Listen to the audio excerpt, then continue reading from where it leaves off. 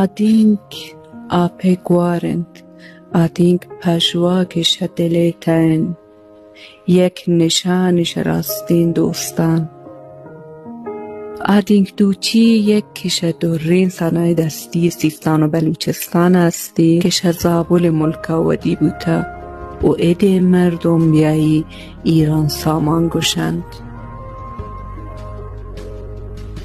این ملکه تا آدینک تینه و سیاهین گده سرا دوچند که نشانش روچا به تو نگین گیابان تایند. این دیدگاه آدینک دوچیا نشان مقدسی پی ملکا کرده چون شد دل ملکایند.